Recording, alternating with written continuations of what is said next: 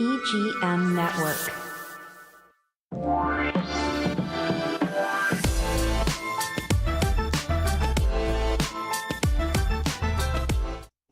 What's up? Welcome to Bars Deep, everybody. We're back. Today, we're going to be talking about the relationship jungle. And today, I got with me Maddie again by popular request. And also today, which is a treat, I have my son here, Will Harris III. We're going to be talking about relationships. I'll be going back and forth with both of them. How y'all doing this morning? Good. Good. How you doing, Willie? All right, so let's get into it. Let's get into it. How about y'all? Hey, we're doing good, man. We're here in Florida. You're in Ohio. What is it like in Ohio right now, the weather?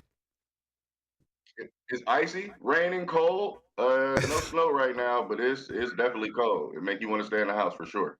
Okay. All right. Well, we got a little bit of sun. It's a little chilly, but what it's like 67 degrees right now, maybe 65, and we calling that chilly. Man. Right. Exactly. All right. Yeah, So, hey, they so would kill for that up here. yeah, I know. That's one of the reasons why I left. All right. So, hey, let's talk about these relationships and things about relationships because there's a report that came out and it said that young men, particularly men in their 20s, are not looking to be in relationships, that they're focusing on other things. They're focusing on careers, personal development, and more or less focusing more on social activities. But as far as relationships, they're not getting involved in relationships. But the flip side of that same coin is they're saying that these young men experience a lot more anxiety, a lot more depression, and a lot more low self-esteem. So that's the flip side of the same coin. So the thing is how did we get here? Why would young men not want to be in relationships? Who want to go first? Maddie, you go first.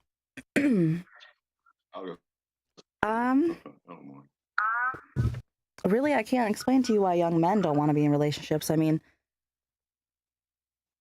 I'm not a man, so I really don't know what's going through their mind. What about your own personal experience with relationships or dating? What have that been like? I really didn't get in my first real relationship until I was 17.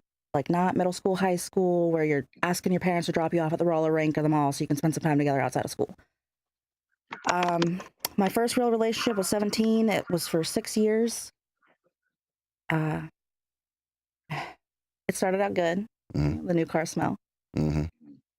And then he was in an accident. Okay. And he was much older than me. How much older? 6 years. Okay. He was 6 years older than me. We had an apartment. He got in an accident, and I had to become a caretaker. And I was young. Mm-hmm. It wasn't really the ideal situation that I had in my mind. But I did what I had to do. And I mean, like, I had to be a caretaker. He was in a wheelchair. He had to have medications. Mm-hmm. I still had to work, keep up with an apartment. We had 2 dogs, 4 ferrets. Like, we had a lot going on. Children? No children. No children. And I developed a lot of resentment. Towards him or relationships in Towards general? him. Okay. Now, how has are you still with him? No. Okay, so how has that resentment either dissipated or do you still carry some of that resentment towards other men in new relationships? I do not carry that resentment towards other men in new relationships, and I've only had 2 relationships since that. We stayed together. This is the guy who was in the accident you were taking care of? Mm-hmm. So you ended up having children after that? Yeah. We stayed together. Okay. We had children. We had our issues, moved across the state at one point to try to save our family. He ended up messaging another woman online and was talking about having sexual relations with her. So I was pregnant with our second child. Okay. And I had a lot of complications in that pregnancy. So we moved back home. I moved in with my mom. After we had our daughter, we broke up. And we've kept it like that. We are trying to have a good co-parenting relationship. It's kind of hard. We don't really get along with each other very well. Okay. And I still, every time I look at him, I just still have that resentment. I still have that. At 17, 18 years old, I had to take care of this grown man. Let me switch gears for a second. All right. Let me go back to this question of young millennial men not wanting relationships. what would you say, Willie? What would be your opinion as far as why that's the way it is right now? I don't know too many personally in real life that essentially feel that way. But if you look online, it is a growing concern amongst a lot of younger guys.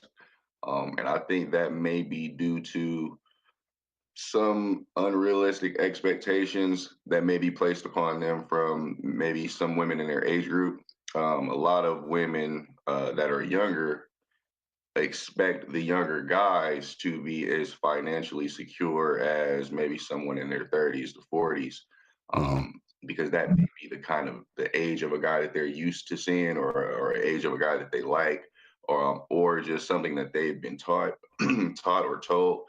So I'm definitely seeing a lot of the younger guys online are more focused on personal development, whether that be going to school, taking classes, learning a trade, working out, anything like that, or just like working jobs to save money, buy a house, things like that.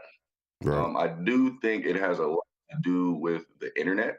The internet has made the world smaller, and also it's changed a lot of expectations that we as people have on Wow. a daily basis. Bars. Before, when Bars. it was before, when it was like a lot of the attractive men or women that you would see would be on TV, or in a movie, a video, or something like that. Now you see them all over the place, and they're not Right. just entertainers. They're not just models. They are regular people who work at Home Depot. They are. And they also people who you could possibly have access to also. All right, all right, Willie went out for a second right there. He's probably having an issue with his internet connection. But yeah, that brings me to this, Maddie. So are people actually courting? Are people actually getting to know people? Hey, you're back, Willie? Welcome back, Yeah, yeah, man. yeah. I don't know what happened. Yeah, probably internet connection. But let me throw this out there. So are Okay. people actually courting now? Are people actually going out? Because the whole purpose of getting to know a person was the court a person. And that gave you an Yeah, absolutely. opportunity to figure out who this person was, whether you and that person was compatible or not. You know, the whole thing about what they're having this debate online about where does a man take a woman to a restaurant? Like, you got to don't take me to McDonald's, don't take me to Taco Bell, don't take me to all these other places. It has to be an expensive place. And I see what you're saying about the financial end of it, but that doesn't tell you what kind of person the person is. When I was growing up, the reason you went on a date and the reason you went out to eat because you wanted to see how that person treated wait staff. You wanted to see how that person interacted with other people other than you. Because a person can be nice to you, but if they're not nice to other people, they're really not a nice person. And by not committing, just trying to get to know a person, that gave you an out. Whereas when you get married, when you're engaged, you start combining the resources, finances, and other things, and you can't just walk away and just can't break up after that.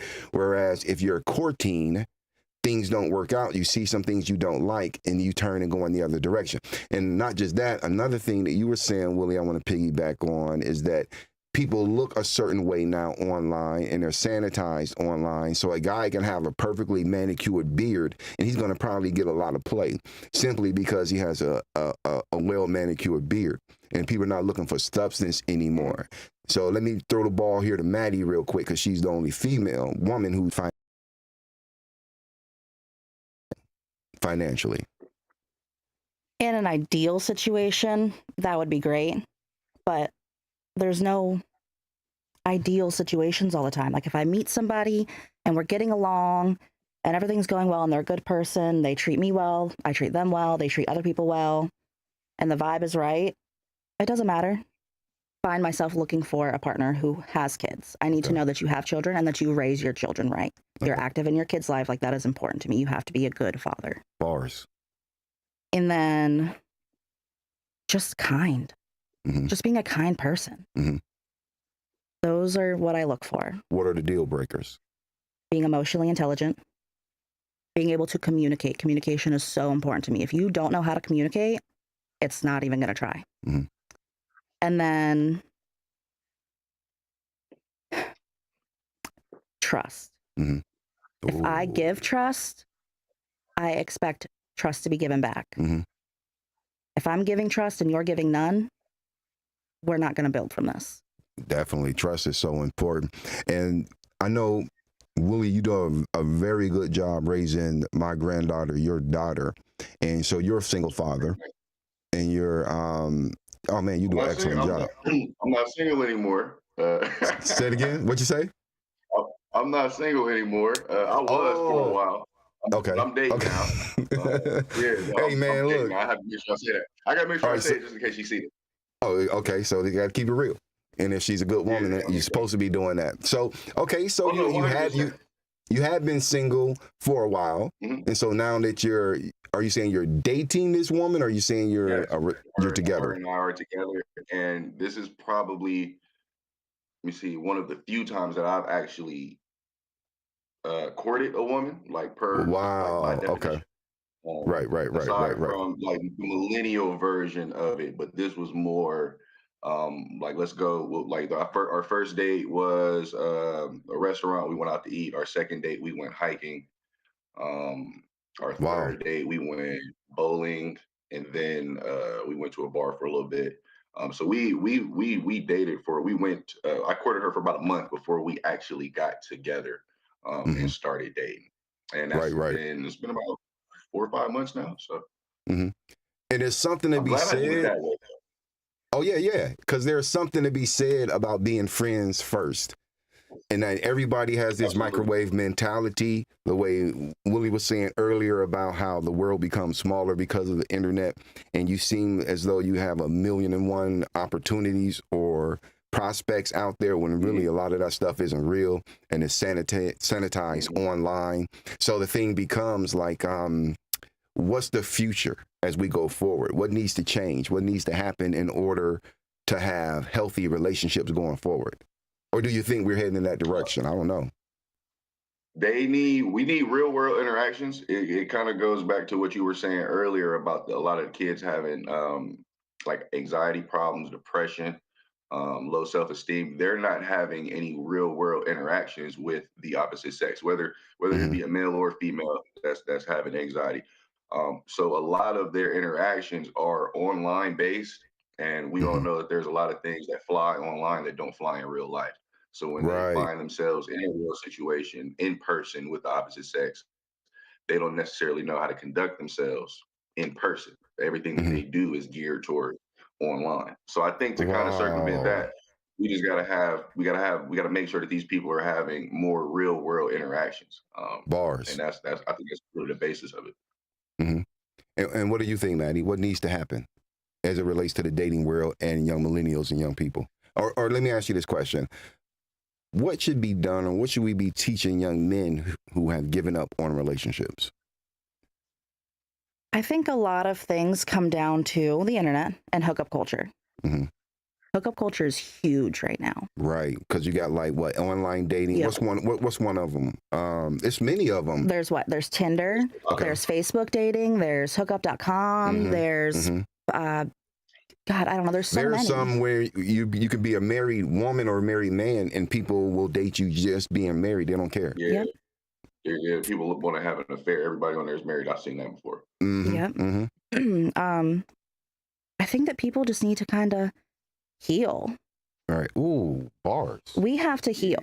And you don't have to Wow. spend all this time healing by yourself. You can start your healing process and meet somebody and Mhm. start developing a relationship and still be healing. Mhm. And that's fine. But if you're not making any progress on yourself, Mhm. you're never going to have a successful relationship. And that goes for friendships too. Mhm.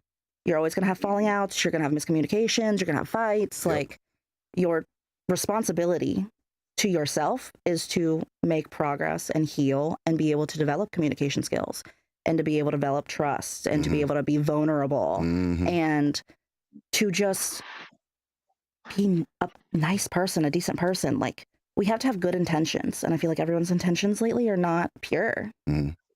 Everyone wants the next best thing. And that Right. all comes down to being online again. Mhm. You can have this great relationship with a partner who's all the things that you want. But, oh, you know what? This person looks better and Mhm. they're offering me more. Mhm. So I'm going to leave. I'm going to go do this instead. Right. And then it's not the same. Right. And then you're regretting it. And what are you going to do? They're not going to take you back. Right. If they do, you're lucky, but the trust isn't going to be the same. not Yeah. going to be the same relationship. You don't get the same person twice. And I think it depends on how you were raised also, how you look at relationships. Yes, which still comes down to healing. Yeah. Yeah. You know, and if you were raised around someone who played women and was a player, then you can develop those tendencies. If you was raised around someone who was always abused in their relationships, you can develop those tendencies. So it has a lot to do with how we're raised, but we can't re-raise these young men. And I want to kind of figure out what as a society can we do? Should we go into the schools and educate them on relationships? And what about what you were saying, Willie, about more real world interaction? Like, I think that's so important. It wouldn't hurt. It definitely wouldn't hurt, especially because a lot of relationships are fostered in the school.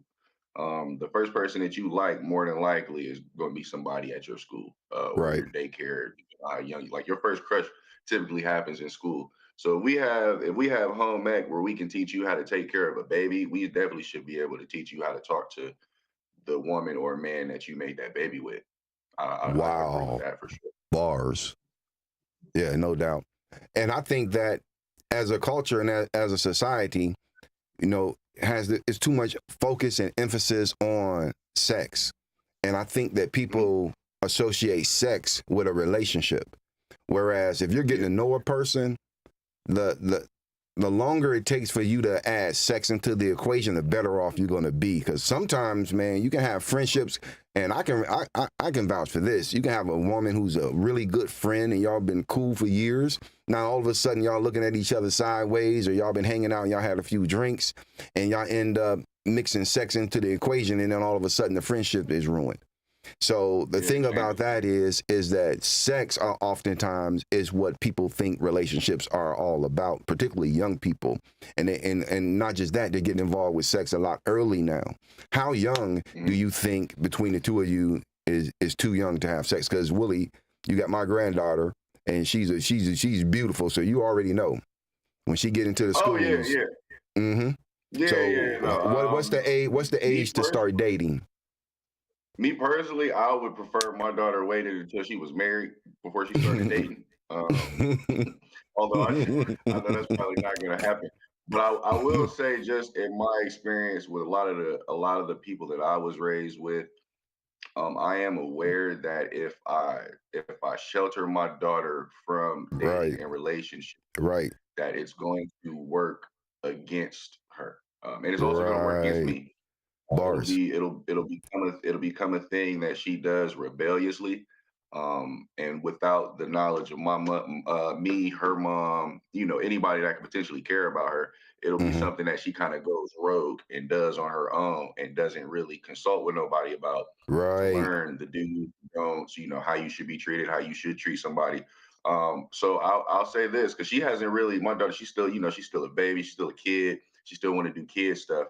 But I have already decided that when I start seeing her showing signs of, liking boys, we're just gonna have to have some tough conversations. It's tough for me, not necessarily for her. It's tough for me because she'll always be my baby.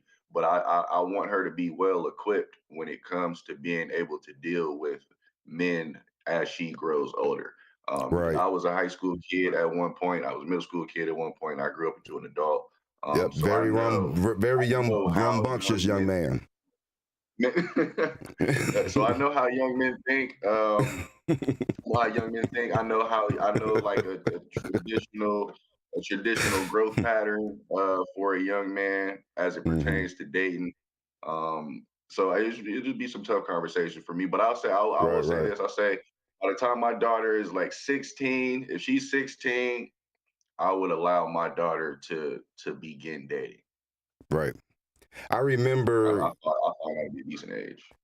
I remember when you and your brother were younger, and it came up. You two were still in elementary, and I was faced with that. Like, what am I going to do? Have this conversation with them? And I didn't know how to have it. And I was taking this video about sex education down to the Juvenile Justice Center, showing it to the kids down at the Juvenile Justice Center. These kids are like 15, 16, 17. Yep, I just watched those. Like, Yep. And you and your brother were only you probably were about 9 years old. He was a little younger. And I started letting y'all watch the videos. And then what I would do is put y'all in a room to watch the video, and I would leave the room. That way you wouldn't feel uncomfortable, or you wouldn't feel like, what, my dad in here while we talking about this stuff. And so that was kind of like my way of giving y'all some sex education. And then I kind of like stepped back a little bit, you know, and let y'all do what y'all needed to do. And I remember you had to be like 17, and some girl called the house when I stayed in Austintown. And I didn't know you was doing all of that. Because the girl, you know, the girl was on the phone like, yeah, and your son and this and that and that and this. And it was like kind of crushing at first, because I didn't think you would, you know, like involved. It was kind of crushing. The same way. Yeah, but then at the same time, it was kind of innocent. So it wasn't a big deal. But that was part of it, and that's the thing you're gonna have to eventually, you know, deal with, because you know what I mean? Because it's like, you know, you don't want to see your child grow up, but then of course they're gonna grow up. But you did it the right way, I think. And I think oh, my bad. I didn't mean to cut you off, Pop. No. Go ahead. Well, no, I always say that I had a very good teaching, in that the videos were made so that they could be understood by children. And even though I wasn't actively using any of that information at the time, once it came time for me to use it, I already had it. So I knew the rights, I knew the wrongs, I knew how to do this, how not to do things. So I was a little bit more advanced than a lot of my peers when it came to that, as like the older I got. Even now, a lot of my friends there's still things that I took from those videos, just like kind of like knowing better, that I applied now, that a lot of people don't. I mean, it's a big reason why I only have one kid, when I know a lot of people that got like 4, 5, and 6. Right. It makes a difference. And so anybody who's watching this right now, it's very important to have conversations with your children about sex. The earlier the better. And if you're not good at having that conversation, so you don't fumble that conversation, go to the public library, get some videos on sex education, and allow your children to watch those. That way they can get the information, and it'll serve them better in life. Because a lot of times, if you grew up like the way I grew up, you get your information out of the music and off of TV, and oftentimes it's a hyper masculine attitude, and they're teaching you the wrong things as it relates to women, how to treat women. And the thing about men, we need to realize and learn how to get back to being men. It's okay to be caring. It's okay to be gentle. It's okay to be affectionate. It's okay to put your woman first. You know, those sort of things. You know, so I think we need to get back to that. And getting back to Maddie, so now that you're dating, I believe you're in a relationship now, right? Yes.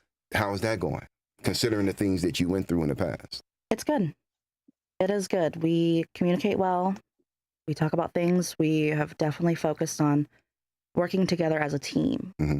Like, we are a team. We handle things together when things go wrong. Right. We talk, we listen, we stay, we fix. Right, because it's not going to be beautiful days every day. No, there's not. There's going to be some highs and some lows. And it's how you handle those lows. Yes. Have y'all had some lows?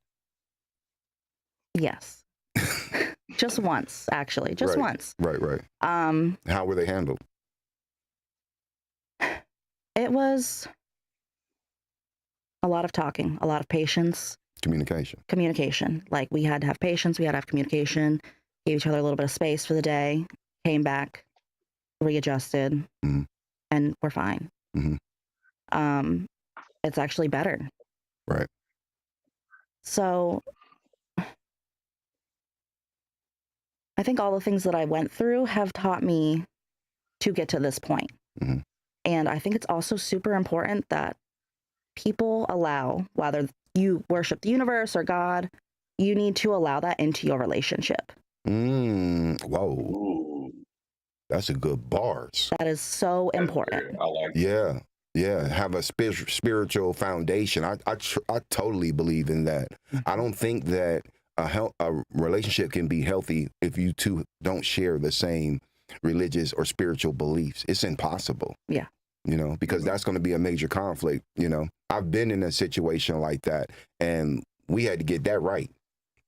You know, so I understand that when you're in a relationship with a person and their spiritual beliefs don't align with yours. It is so important. And I think just having that foundation can allow you to experience so much more in your relationship. Right. You have that outlet. Like, instead of going online and venting about whatever problems you have to, whether it's just online or to another man or to another woman, you can take your time and be like, you know what, I'm going to go for a walk. I'm going to go talk to God, or I'm going to go talk to the universe, or you know what I mean? And you get your thought process right before you decide what you're going to do.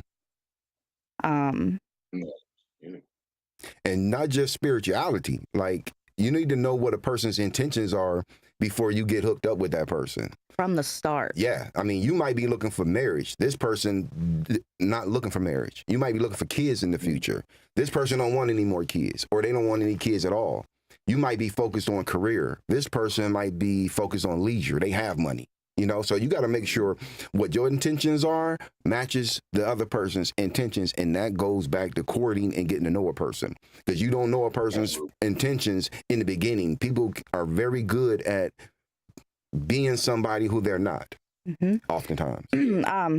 This brings me back to hookup culture, right? So a lot of people go in seeming like they have pure intentions, which we call love bombing. Right.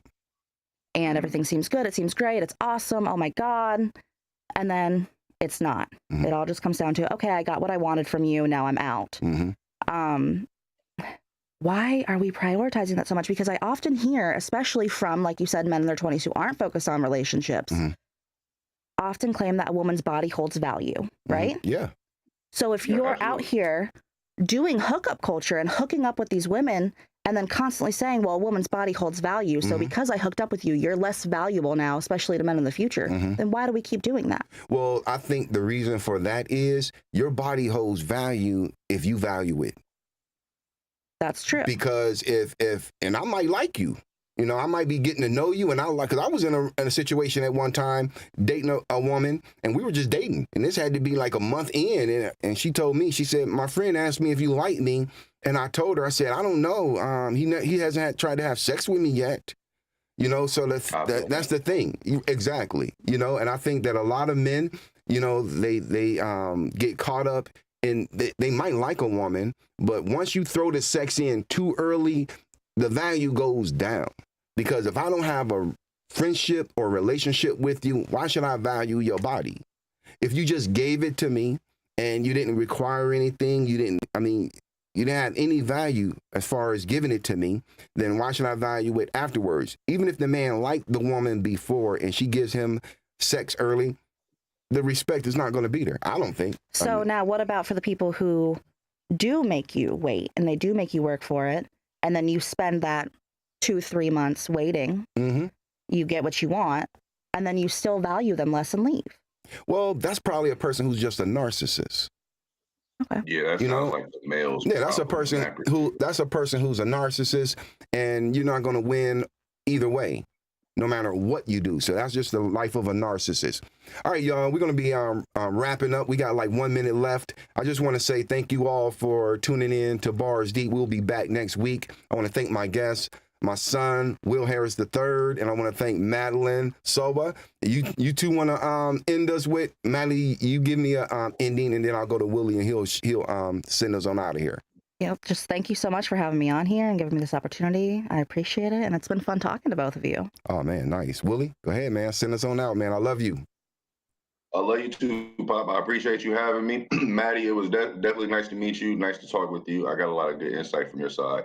And if Pop, you do this again, let me know. I'll be glad to be back. Always, definitely. You definitely also, shout out to y'all's engineer.